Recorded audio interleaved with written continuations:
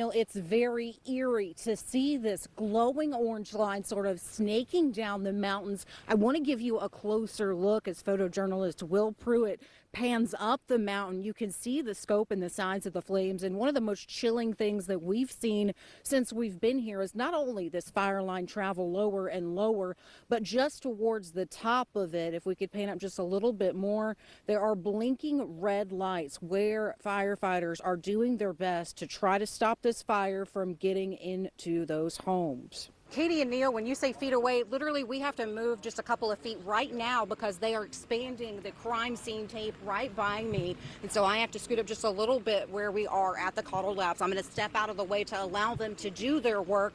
But what's behind me is what they're investigating. If we are able to zoom in, you can see the site of where that gunshot exited one of the windows here at the Cottle Labs at UNC Chapel Hill. And that's where they've expanded this perimeter as they investigate.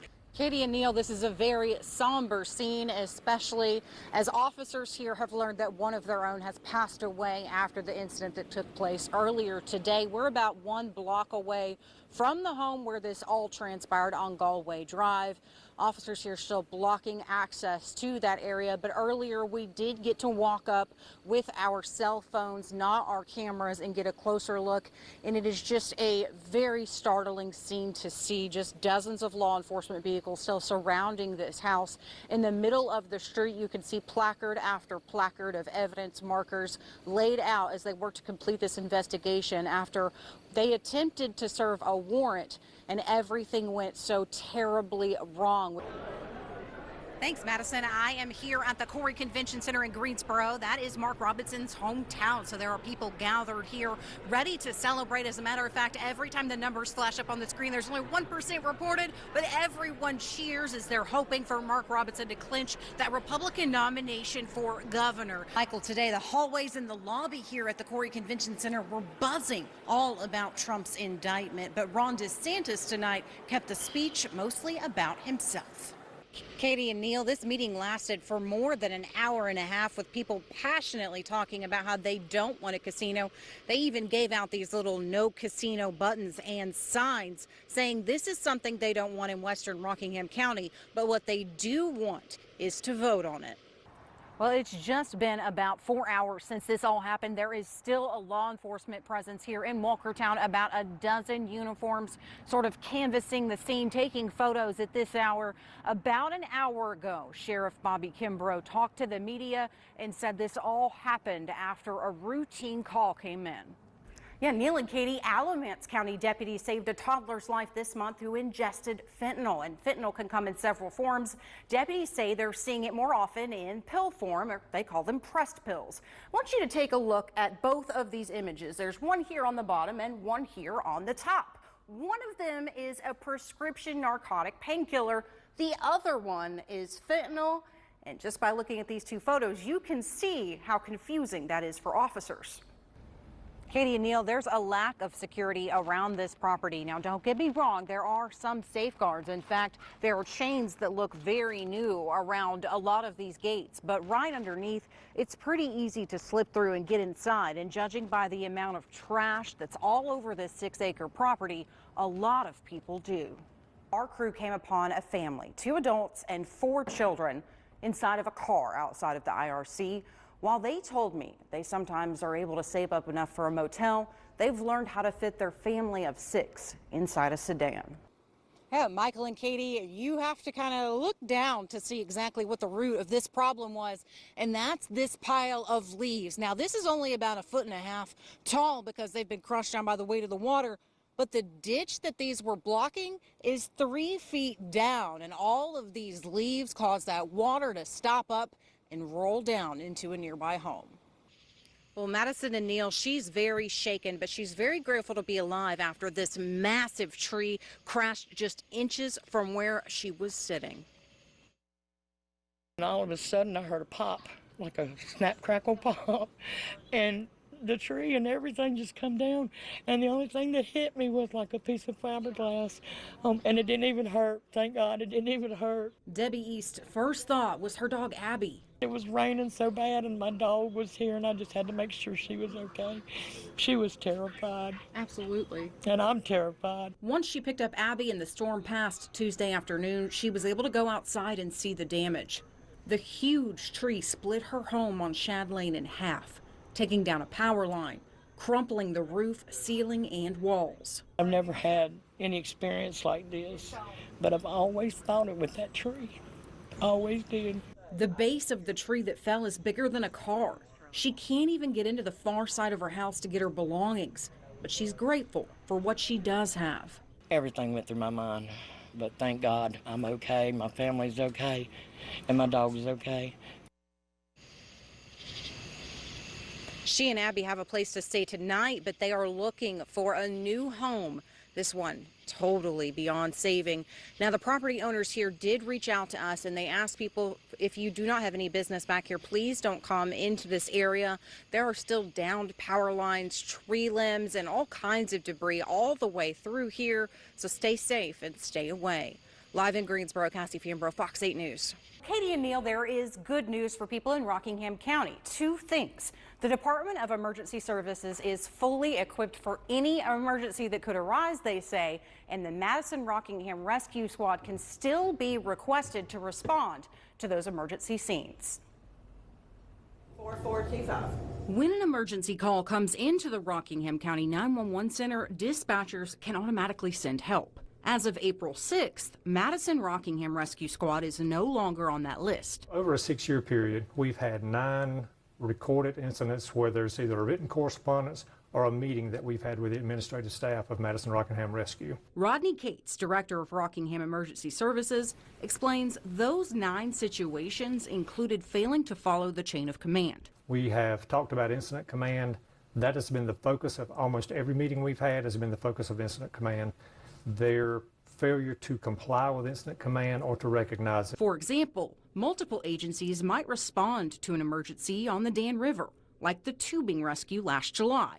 The issue is, who's in control of those rescue efforts? Whoever the most appropriate person is who is command. But what should happen, those incoming units should check in with incident command, acknowledge that they are on scene, and find out what their assignment should be. The suggestion that Madison Rockingham Rescue went rogue isn't disputed by the squad.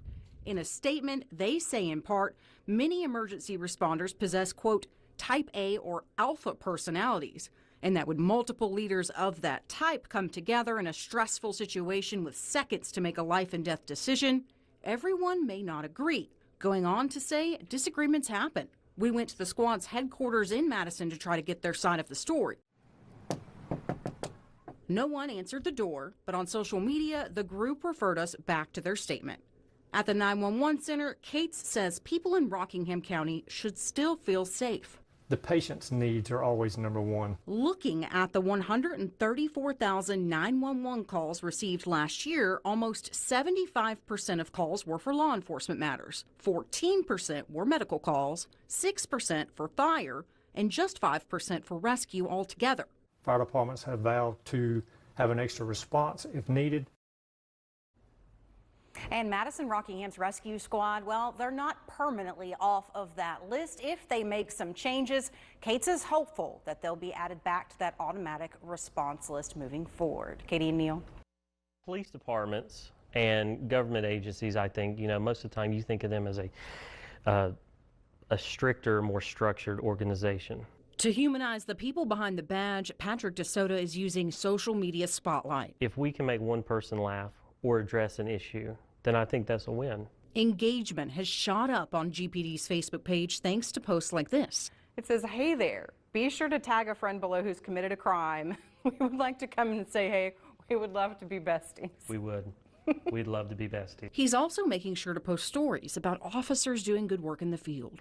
This position is to show that the officers are here, they care for you, they care for our community. They see the hard news, the important stuff, in addition to the funny stuff. Me posting something funny along with a hard news story, I was able to quickly figure out that a lot of people out there just want to have fun with us and take their mind off of what is happening every day. The tone shift has a surprising benefit. We would like to be more approachable, especially when it comes to recruiting. In fact, posts like this one. Due to recent staffing shortages, this Halloween and Halloween weekend, any kid dressed up as a police officer will be required to work a 12-hour shift. I thought about that. I had seen some stuff that was similar to that type of post, and I thought, well, how can we make it towards this organization? And I thought, well, let's just go out on a limb and see what happens. Resulted in real applications to serve. They applied and went through the process to get pre-hired. And that's music to Chief John Thompson's ears. We were very intentional in hiring a social media manager,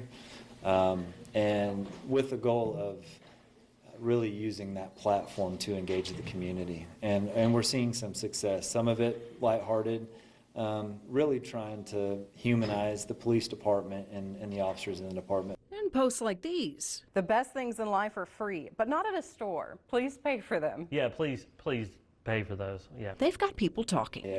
Every night I come home and my wife is like, hey, did you see this post? Well, Neil and Katie, it doesn't feel like it's anywhere close to over yet. At this hour, we can see FBI officers inside of that lab where this shooting happened. It's a reminder for students who today had to hide in places like closets and bathrooms, not knowing what was going on outside of those walls while this lockdown took place. This was probably someone that we could have been in classes with, and it's just there's a level of trust at Carolina, and a little bit that's broken after something like this happens. Holly Bronson and Yusuf Al-Nasari were in the gym when they got the alert telling them to take cover. Confusion, honestly. Confusion, scared.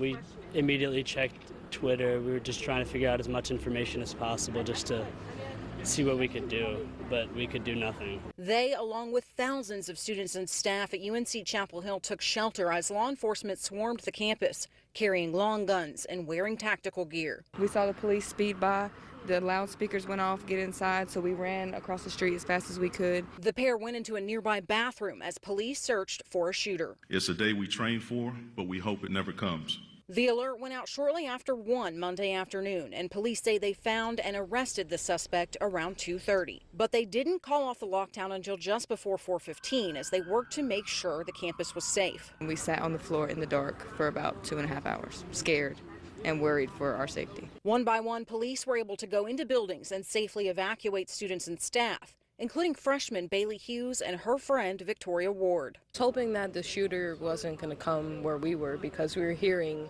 that they were close by, so we didn't know how close because, again, there weren't many updates. To just walk around campus fresh off this experience is going to be very strange, definitely. Students with classes at the Caudle Lab will not have to go back anytime soon. The area was roped off by police tape as FBI agents arrived to investigate, shielding a bullet hole in a first-floor window. I hope that you'll join me in praying for the victim's family, and every member of our Carolina community. Now, university leaders are pleading with the campus community to prioritize their mental health. We're here for you. I'm pleading with you to use any of the resources that you may need. And again, classes are not happening tomorrow as everyone here on campus and in this community processes just what happened today, and we learn more about why. In Chapel Hill, Cassie Fambro, Fox 8 News.